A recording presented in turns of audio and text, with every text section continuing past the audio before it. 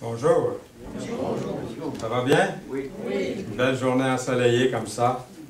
C'est pas encore l'hiver, je pense qu'elle se fait désirer. Il se fait désirer l'hiver. Alors, si vous avez vos Bibles, je vous inviterai à l'ouvrir dans Jacques, chapitre 3, les versets, nous allons considérer les versets 13 à 18. C'est sur la sagesse d'en haut. Comment définir la sagesse d'après le dictionnaire? On va regarder ça dans un instant. Comment définir la sagesse du monde? Parce qu'il y a une sagesse sur la planète Terre. Et comment définir la sagesse divine? Voyez-vous? La sagesse du dictionnaire, la sagesse du monde, la sagesse divine. Comme à peu près tout dans la vie, la sagesse est multidimensionnelle. La sagesse change selon la situation et les besoins particuliers. Et aujourd'hui, considérons pendant quelques minutes la sagesse divine et comment elle compose avec notre façon d'être pour Dieu et pour les autres. Et le premier texte se trouve dans Jacques 3, verset 13. Je vais lire le contexte. « Lequel d'entre vous est sage et intelligent? » Ne levez pas la main, s'il vous plaît. C'est pas moi qui le dis, là. C'est la Bible qui pose cette question-là.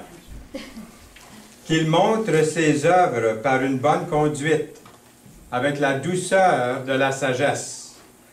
Mais si vous avez dans votre cœur un zèle amer, OK? C'est pas marqué OK, là. Si vous avez un zèle amer et un esprit de dispute, ne vous glorifiez pas. Et ne mentez pas contre la vérité. Cette sagesse n'est point celle qui vient d'en haut, mais elle est terrestre, diabolique, charnelle, diabolique. Car là où il y a un zèle amer et un esprit de dispute, il y a du désordre et toutes sortes de mauvaises actions. Au verset 17, la sagesse d'en haut est premièrement pure, ensuite pacifique, modérée, conciliante, pleine de miséricorde et de bons fruits, exempte de duplicité, d'hypocrisie. Le fruit de la justice est semé dans la paix par ceux qui recherchent la paix.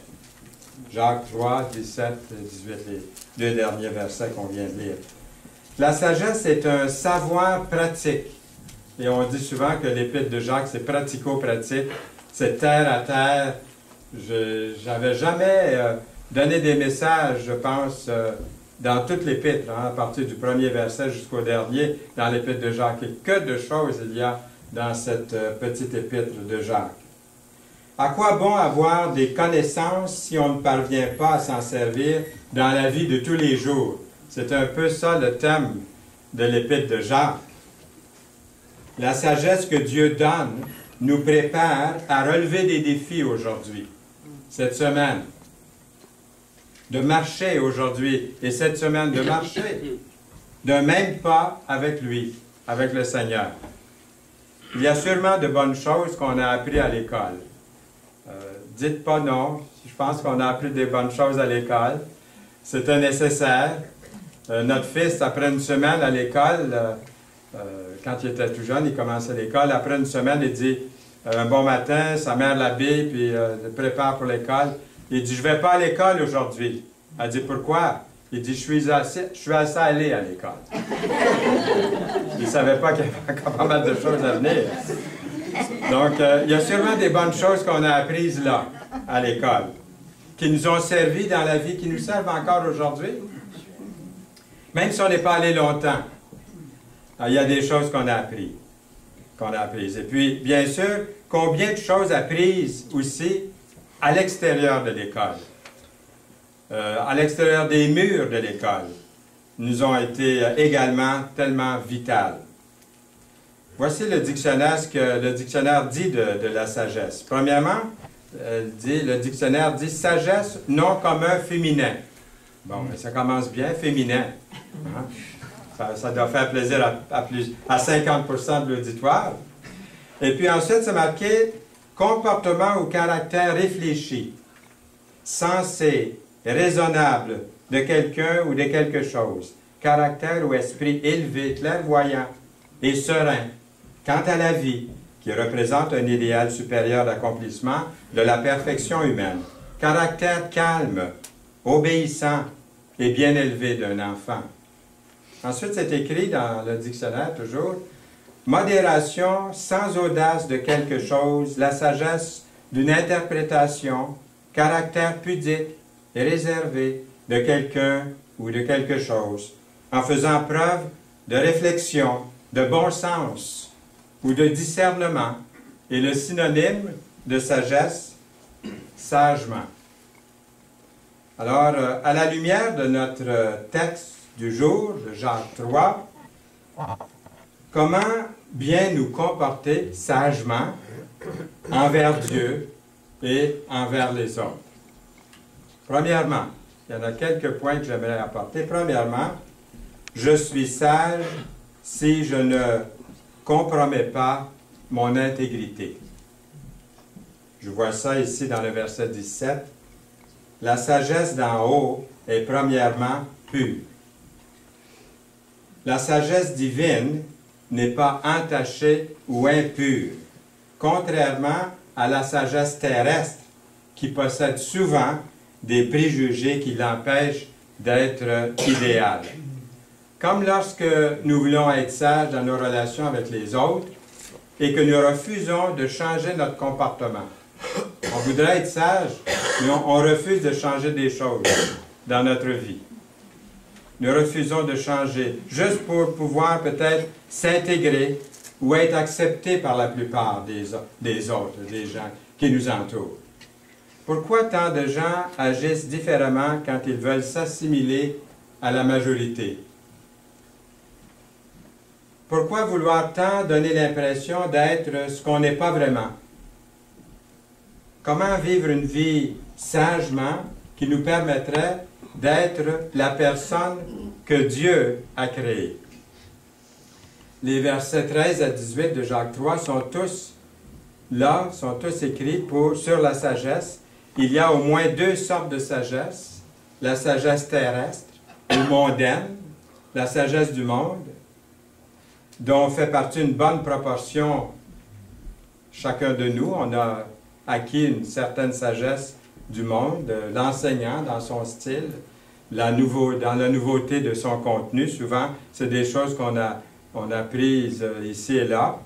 Il y a aussi la sagesse du monde qui est terrestre ou mondaine, comme le nouvel âge aujourd'hui, on le voit un peu partout. Ça a tendance à remplacer la Bible, à remplacer l'enseignement de Dieu qu'on retrouve dans les Saintes Écritures. Le nouvel âge. La sagesse de Dieu est au-dessus de tout ça. Et la sagesse du monde, souvent, nie la vérité de la Bible, la véracité de la parole de Dieu. La sagesse du monde tend à utiliser de belles paroles, de beaux mots, de belles phrases, souvent pour épater, pour impressionner. La sagesse divine, céleste, utilise certainement, elle aussi certainement, de bonnes paroles, mais ce sont des paroles basées sur la sagesse des Saintes Écritures, sur la sagesse de Dieu. Sagesse qui produit le fruit d'un esprit paisible et doux, lent à la colère, comme on l'a vu dans les chapitres précédents de Jacques. Deuxièmement, je suis sage si je ne cherche pas, par exprès, à vous faire mettre en colère. Choquez-vous pas trop aujourd'hui. Au cours de la prédication, peut-être des fois il va y avoir des choses un petit peu choquantes, mais je m'inclus le premier dans ce message. J'ai tellement besoin du message que je vous donne aujourd'hui. C'est pour ça que je l'ai pris, je l'ai donné à la première personne du singulier. Je suis sage si je ne cherche pas par exprès à vous faire mettre en colère. Le fruit de la justice est semé, comment? Dans la paix. Et nous avons ici dans la parole le mot pacifique. La sagesse n'arrive pas au hasard, elle recherche plutôt des moyens d'apporter la paix. Ce n'est pas le fruit de la justice à coups de poing et à coups de pied. Vous avez peut-être entendu l'histoire des deux jeunes gens qui étaient en colère. Et puis l'un d'eux dit à l'autre, il est écrit dans la Bible, « Si vous vous mettez en colère, ne péchez point. Que le soleil ne se couche pas sur votre colère. Et ne donnez pas accès au diable. » Dans Éphésiens 4, 26. Le jeune homme ajoute ensuite, « Ce soir, je te pardonne. Mais tu vas voir demain matin, tu n'as pas fini. »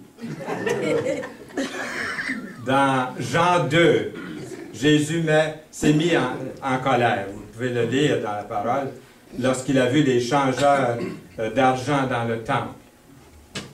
Jésus s'est mis en colère pour une bonne raison, pour une bonne cause, lorsqu'il a vu le temple devenir une maison, qui était une maison de prière, devenir un marché public de trafic.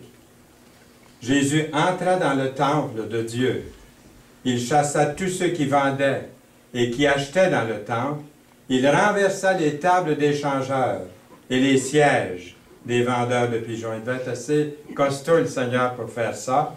Et il leur dit, il est écrit, « Ma maison sera appelée une maison de prière, mais vous en faites une caverne de voleurs. » Et regardez bien ce qui suit au verset 14. C'est absolument fantastique. Je trouve ça merveilleux. Et on voit ici des aveugles et des boiteux. Des boiteux s'approchèrent de lui dans le temple.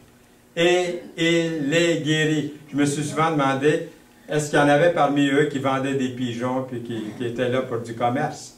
Mais on voit l'amour du Seigneur pour le pécheur, pour celui qui est désobéissant, pour celui qui a mal agi. Qu'est-ce qu'il fait? Sans rancune, sans remords, sans reproche, le Seigneur est allé, ceux qui se sont présentés à lui, il les a guéris, et puis il leur a fait du bien.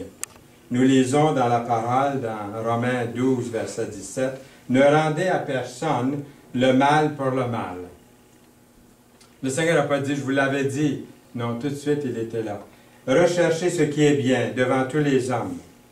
S'il est possible, autant que cela dépend de vous, soyez en paix. » Avec tous les hommes. Les femmes aussi, là. Ça comprend les deux genres. « Ne vous vengez point vous-même, bien-aimés, mais laissez agir la colère, car il est écrit, « À moi la vengeance, à moi la rétribution, dit le Seigneur. » Versets 17 à 19, chapitre 12 de Romains. Vivre en paix avec les autres, en réalité, ça dépend de moi, ça dépend de vous. Ça dépend de chacun de nous.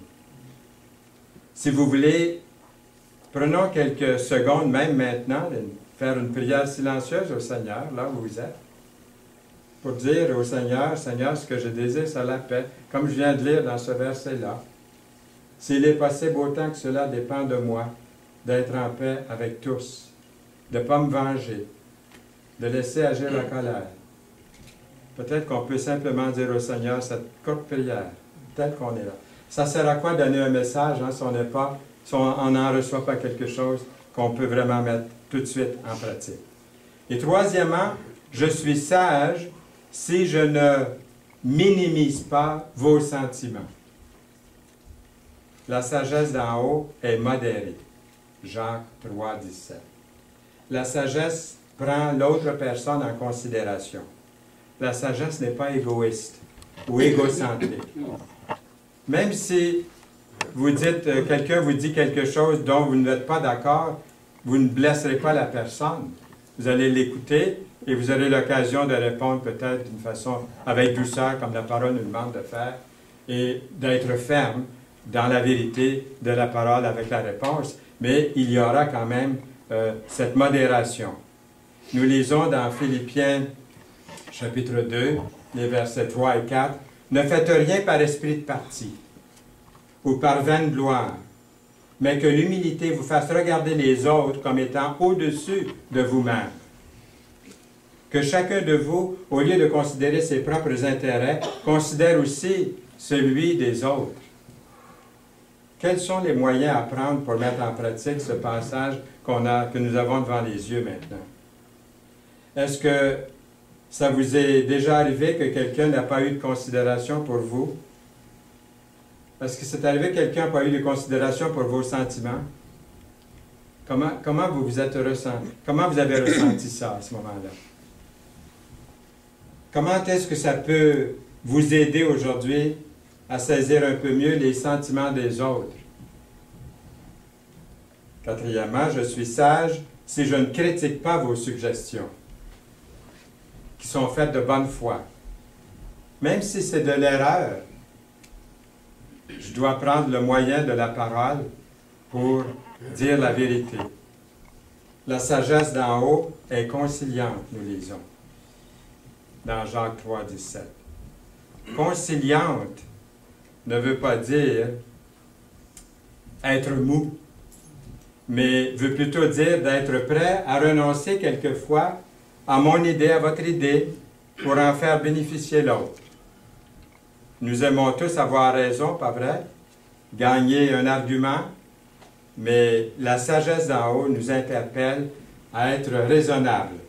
Quand quelqu'un croit avoir une très bonne idée, vous ne le critiquez pas négativement, mais vous pensez à comment il doit se sentir si vous l'affrontez directement, négativement, sans douceur, sans réfléchir. Comment faire pour mieux écouter les suggestions des autres et leur point de vue? Est-ce que j'ai bien compris ce que l'autre a voulu dire? C'est souvent ça qui arrive. Des fois, on dit la même chose, mais ce n'est pas dit dans les mêmes mots.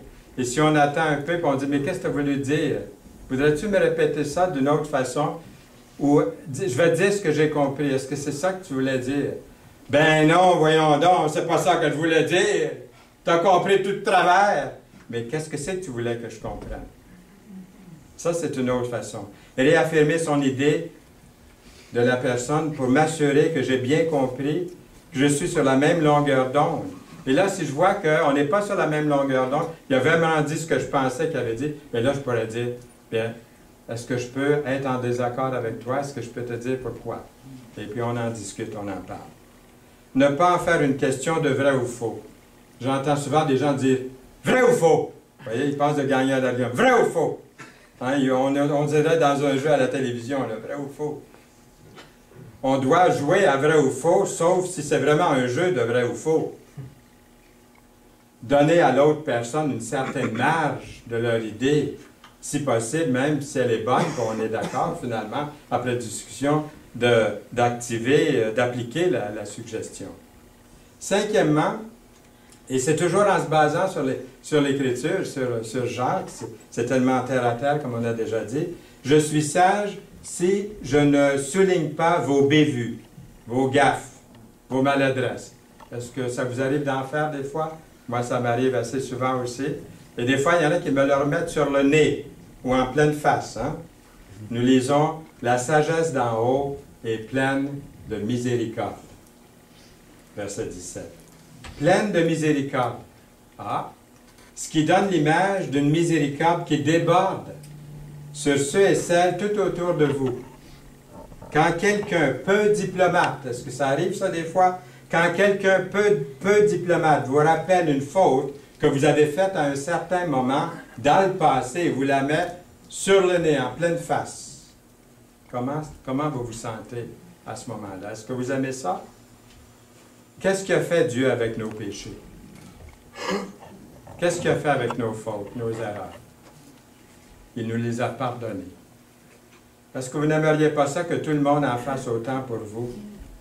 Vous voyez, ce matin, Yolande n'est pas ici avec nous, et puis je vais lui demander quand même, si elle veut bien, nous lire le prochain verset.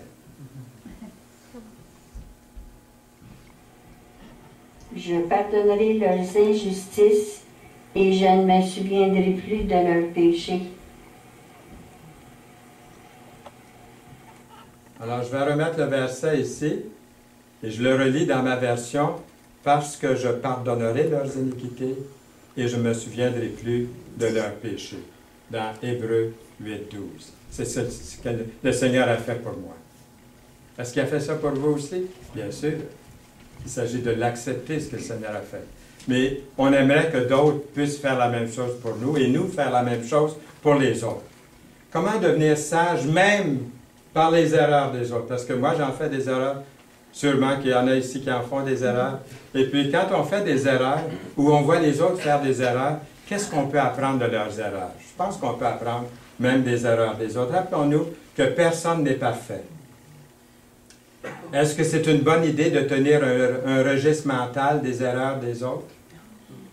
Est-ce que c'est bon de tenir un registre des erreurs de nos amis, de notre famille, hein, de ceux de l'Église, hein, avoir une sorte de registre comme ça?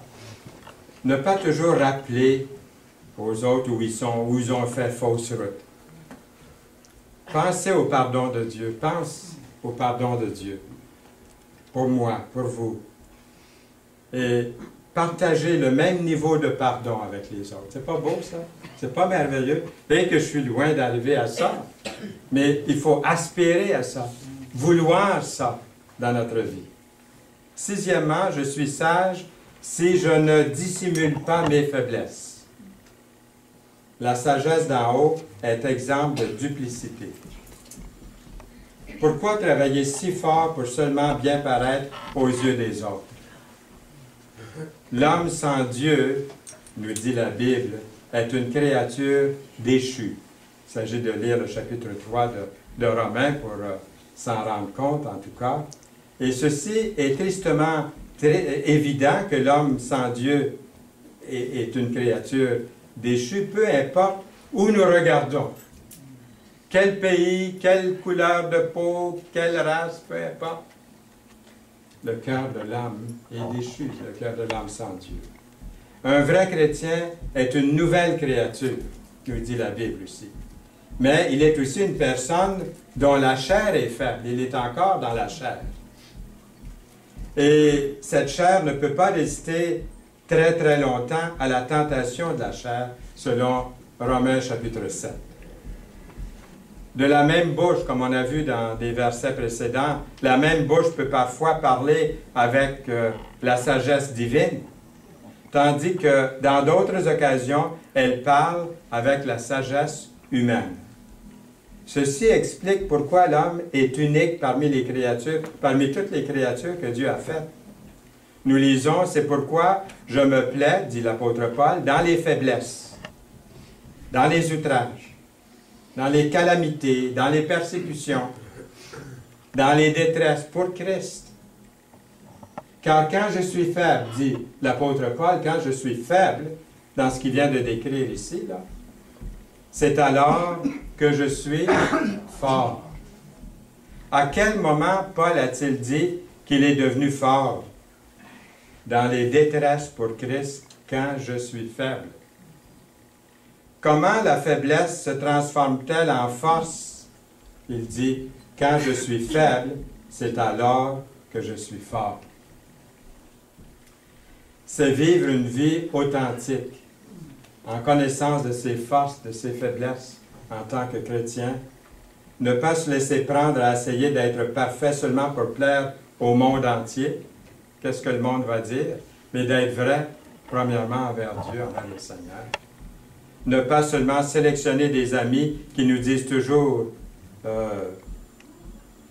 comme vous êtes bon et parfait, juste seulement pour être accepté. Avec beaucoup de respect, c'est d'avoir beaucoup de respect pour Dieu. Nous lisons dans le psaume 111, verset 10, « La crainte de l'Éternel est le commencement de la sagesse. Tous ceux qui l'observent ont une raison saine. Sa gloire subsiste à jamais. » Quel est le commencement de la sagesse? La crainte de l'Éternel. Psaume 111, verset 10. Il s'agit de mettre sa foi en essai. Nous lisons, si quelqu'un d'entre vous manque de sagesse, qu'il la demande à Dieu, qu'il donne à tous. J'allais dire, sans exception à tous, c'est ce que ça veut dire, simplement et sans reproche, et elle lui sera donnée. Il ne dira pas, il commence à être temps que tu me demandes la sagesse. Enfin, tu me demandes la sagesse. Non, à tous, sans reproche. C'est merveilleux. Le contexte de ce verset dit que nous demandons de la sagesse quand le test se présente à nous concernant la sagesse. Souvent, nous demandons d'être délivrés sur le champ. Pourtant, nous apprenons davantage grâce à des décisions sages que par une délivrance instantanée. On vit à l'époque des instantanés. Café instantané, pudding instantané, la liste est longue. Hein? Puis dans la vie chrétienne, on est porté sans vraiment inconsciemment à penser que tout est instantané. Mais souvent, par nos faiblesses, vous avez vu, l'apôtre Paul par des choses qu'il a, des outrages, des faiblesses, des persécutions dans sa vie, des choses comme ça, il est devenu fort. C'était pas instantané, c'était un processus. Et souvent, on a oublié ça dans notre ère spatiale, si on peut dire. Il s'agit aussi de faire le focus sur Jésus, la mise au point sur le Seigneur. Dans Colossiens 2:2, connaître le mystère de Dieu, savoir Jésus-Christ, c'est ça le mystère de Dieu, savoir Jésus-Christ. Puis tout de suite, il dit ensuite, mystère dans lequel sont cachés tous les trésors de la sagesse et de la connaissance. C'est pas merveilleux, ça, d'avoir invité Jésus-Christ dans votre vie comme Sauveur et Seigneur? C'est ça le mystère de Dieu. Il est en vous.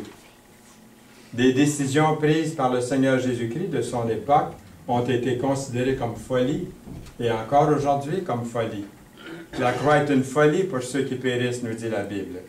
Comment est-ce qu'on pourrait utiliser la sagesse divine dans notre vie? J'aimerais faire quelques suggestions. Premièrement, en étant sincère au sujet de ma relation avec Dieu. Ensuite, d'être un artisan de paix, d'être attentif aux autres, en étant impartial, en étant plein de miséricorde. Vous voyez, je ne suis pas sorti des Écritures en vous mentionnant ces qualités-là. Vous vous souvenez la dernière fois que votre sagesse divine vous a aidé dans un temps de détresse? La sagesse divine vous a aidé dans quelque chose? Par contre, est-ce qu'il y a eu aussi des fois, au moins une fois, où vous n'avez pas eu tellement de sagesse et que cela vous a placé dans une situation désagréable? Est-ce que vous vous souvenez de ça aussi? Oui, hein? Ça, sûrement qu'il vous arrive de prier pour plus de sagesse divine. C'est une bonne chose. La réponse de Dieu à votre prière pour de la sagesse est quelque chose de vraiment précieux et de formidable. Là, encore une fois, silencieusement, là où nous sommes, vous pouvez prier pour obtenir davantage la sagesse divine, la sagesse de Dieu dans votre vie, dans notre vie. Alors, je fais une révision très, très rapide, sans le mettre à l'écran ici. On a vu que je suis sage si je ne compromets pas mon intégrité. La sagesse en haut est pure. Je suis sage si je ne cherche pas par exprès à vous faire mettre en colère. Le fruit de la justice est semé dans la paix. Je suis sage si je ne minimise pas vos sentiments. La sagesse d'en haut est modérée. Je suis sage si je ne critique pas vos suggestions. La sagesse d'en haut est conciliante. Je suis sage si je ne souligne pas vos bévues. La sagesse d'en haut est pleine de miséricorde. Je suis sage si je ne dissimule pas mes faiblesses. La sagesse d'en haut est exemple de duplicité. Notre bouche trahit souvent le fait que nous sommes pécheurs, dignes de la colère éternelle de Dieu. S'il y avait quelqu'un ici ce matin qui n'a pas encore l'assurance de la vie éternelle, lorsque vous allez mourir, est-ce que vous êtes sûr d'arriver dans la présence du Seigneur et qu'il vous dise « Entre ». Je connais le mot de passe, vous n'avez pas besoin de le dire. Hein, le sang de Christ me purifie de tout péché. C'est le mot de passe, je vous le donne ce matin, ce mot de passe-là, pour entrer dans la présence du Seigneur. Mais souvent, la bouche de ceux qui sont peut-être religieux ou moraux dans leur vie, souvent, le fait qu'ils ne réalisent pas qu'ils sont pécheurs et dignes de la colère éternelle de Dieu. Puis Dieu nous a donné la solution dans la personne et l'œuvre de son Fils, le Seigneur Jésus-Christ. Accepter le Seigneur Jésus-Christ, que le Seigneur Jésus-Christ devienne votre sauveur pour la vie éternelle, implique votre cœur, implique votre vie, implique votre bouche, vos mains, vos pieds, votre être entier. Nous lisons, que dit-elle donc, la parole? La parole est près de toi, dans ta bouche, dans ton cœur. Or, c'est la parole de la foi que nous prêchons. Si tu confesses de ta bouche le Seigneur Jésus, et si tu crois dans ton cœur que Dieu l'a ressuscité des morts, tu seras sauvé. Avez-vous vu ici un credo qu'il faut signer? Est-ce que vous avez vu ici qu'il faut assister à l'Église 50 semaines par année pour être sauvé? Est-ce que vous avez vu ici qu'il faut signer les registres de l'Église pour être chrétien? Pas du tout. C'est même pas écrit ici, il faut absolument être baptisé pour être sauvé. C'est écrit, si tu confesses de ta bouche le Seigneur Jésus, et si tu crois dans ton cœur que Dieu l'a ressuscité des morts, tu es quoi? Sauvé. Est-ce que c'est moi qui le dis? C'est Dieu qui le dit. C'est la parole qui le dit. Car c'est en croyant du cœur qu'on parvient à la justice. Vous allez dire, oui, mais il faut que ça soit sincère. Bien sûr, il faut que ça soit sincère. Il faut que ça soit réel, authentique. C'est en croyant du cœur qu'on parvient à la justice, et c'est en confessant de la bouche qu'on parvient au salut, selon ce que dit l'Écriture. Quiconque croit en lui ne sera point confus. Il n'y a aucune différence, en effet, entre le juif et le grec, puisqu'ils ont tous un même Seigneur qui est riche pour tous ceux qui l'invoquent. Est-ce qu'il y a des exceptions ici? Pour tous ceux qui l'invoquent. Ah, lui est ben trop pécheur pour venir au Seigneur. Ah, l'autre personne est déjà juste. Elle va à l'église à tous les dimanches, elle est pieuse. Elle lit sa Bible même. Elle n'a pas besoin de ça, là, d'invoquer le Seigneur. Déjà, elle le fait automatiquement depuis des années. Elle le fait machinalement depuis des années. Elle égrène son chapelet depuis des années. Hein? Elle est correcte. Elle est pour le ciel. Elle fait partie, à part de ça, d'une bonne famille. Et puis ensuite, elle est québécoise, francophone, de souche chrétienne, catholique, ou protestante. Donc, elle est correcte pour le ciel, celle-là. Puis, ouais, c'est pas ça qui est écrit. C'est marqué ici que Dieu, le Seigneur, est riche. Et que j'aime ça, ce verset-là, moi. J'avais 11 ans quand j'ai accepté le Seigneur. C'est par ces versets-là que j'ai été touché par la parole. Et je suis content qu'elle ne change pas d'année en année, qu'elle ne s'améliore pas selon la sagesse de ce monde. C'est tous ceux qui l'invoquent. Même un instant, lever la main, faire une prière sincère. Oui, Jésus, je t'accepte aujourd'hui, comme on a vu au déjeuner de l'espoir. Ce n'est pas à moi de juger ces gens-là. Je crois que s'ils ont fait cette prière-là, sincèrement, ils sont sauvés. C'est ce que je crois, moi, parce que je me fie sur ce qui est écrit ici. Ah oui, mais on va voir s'ils vont marcher pour le Seigneur. C'est pas ça que la Bible dit. Le Seigneur connaît, lui, le cœur. Moi, je crois que s'ils l'ont fait sincèrement, qu'ils l'ont invoqué, quiconque invoquera le nom du Seigneur sera sauvé. Est-ce que c'est à moi de mettre en doute? J'ai fait partie, il y a plusieurs années, dans un camp. Imaginez-vous, le soir, il y a des jeunes qui venaient au Seigneur. Il y en a encore aujourd'hui qui sont grands-parents et viennent me dire, j'ai accepté le Seigneur dans ce camp-là. Le lendemain matin, un des ouvriers dans le camp rencontrait tous les enfants qui avaient accepté le Seigneur le soir, qui avaient levé la main pour, entre guillemets, les désauver. As-tu vraiment accepté Jésus? Tu as levé la main. Ça ne veut pas dire que parce que tu as levé la main que tu es sauvé, là. On va voir aujourd'hui, quand tu fais la vaisselle, là, puis quand tu chamailles avec tes jeunes, là, si tu es vraiment sauvé. Il est désauvé à mesure. J'ai été obligé d'aller trouver. Dire, moi, je les sauve le soir. Le Seigneur les sauve le soir. Vous les désauver le lendemain matin. Voulez-vous m'arrêter ça? Continuez votre travail de menuisier, puis laissez-moi faire mon travail d'évangéliste. Est-ce que je suis assez clair ce matin? Est-ce que vous êtes choqués contre moi ce matin? Non? Si oui, bien, on recommence le message depuis le début, mais ce n'est pas nécessaire. Quiconque invoquera le nom du Seigneur sera quoi? Sauvé. Je le crois. Ce n'est pas à moi de juger. S'il continue après, moi, j'ai une responsabilité envers cette personne-là qui a levé la main ou qui a fait quelque chose, ou chacun de nous, ceux qui les ont emmenés, par exemple. Je parle d'un déjeuner d'espoir ou d'une réunion d'évangélisation, que ce soit un film qu'on montre ici un samedi soir. Nous avons une responsabilité de suivre les contacts, de prier pour eux. Nous avons ici le profil qu'on fait remplir. Ça, c'est une façon de suivre les gens, d'aller les visiter même si on peut. Pas pour dire, as-tu vraiment été sauvé ce soir-là? Mais dire, regarde, qu'est-ce que c'est en levant la main? Qu'est-ce que c'est au fond de raffermir la foi de ce bébé? C'est un poupon. On ne donne pas un steak à un enfant qui vient de naître. Il n'y a pas de dents encore. Qu'est-ce qu'on lui donne? Du lait maternel, c'est ce qu'il y a de mieux pour lui. S'il n'y a pas de lait maternel, la meilleure préparation de lait qu'on peut lui donner à ce bébé-là. Êtes-vous d'accord avec ça? Est-ce que je suis trop simple? Non. Je ne veux pas être simpliste, je veux être compris de ce que le Seigneur veut que nous fassions ici.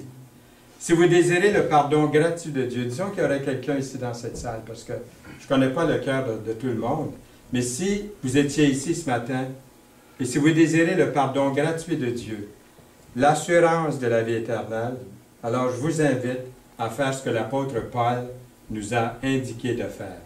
Qu'est-ce qu'il nous a indiqué de faire, l'apôtre Paul? Ouvrez bien les yeux et le cœur, il a dit.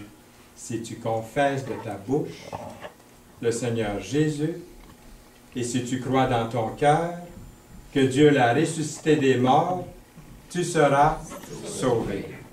C'est ce que vous devez faire. L'avez-vous fait? Combien l'ont fait ici? Amen. Je pense que c'est tout le monde. Hein? Parce que vous avez bien fait de baisser la main tout de suite. Ceux qui ne l'ont pas fait peuvent le faire. C'est ça qui est merveilleux. Jésus a dit dans l'évangile de Jean, Jean 14, verset 6, qu'est-ce qu'il a dit, Jésus? Il n'a pas dit un des chemins. C'est pas mal réduit, ça, hein? Le chemin. Qu'est-ce qu'il a dit ensuite? La vérité. Ensuite, et la vie. C'est ça que j'ai. C'est ça que j'ai, moi. Vous? Oui. Oui, amen. Et puis, nul ne vient au Père que par moi, dit Jésus. Et c'est grâce à lui seul que nous pouvons être sauvés. Amen. Amen. Seigneur, merci pour ta parole. Merci pour Jacques qui nous a laissé cette merveilleuse épître, cette lettre qui nous parle, des fois même qui me choque en la lisant. J'étais ébranlé, j'étais troublé, j'étais secoué. C'est pas terminé parce qu'il reste encore quelques chapitres. Mais Seigneur, merci d'ouvrir notre cœur, notre esprit à ta parole divine, à cette sagesse divine qui est tellement éloignée de ma sagesse, de la sagesse du monde. Et Seigneur, la sagesse dont j'ai besoin et que je veux ce matin, c'est ta sagesse. Et je sais que je vais manquer, que je vais échouer quelquefois, plusieurs fois. Mais Seigneur, merci de tes bras qui sont ouverts, de ta main qui est tendue pour chacun de nous ici ce matin. Pour nous relever, pour nous faire du bien, pour nous aider à marcher dans ta volonté pour ta plus grande gloire. Amen. Amen.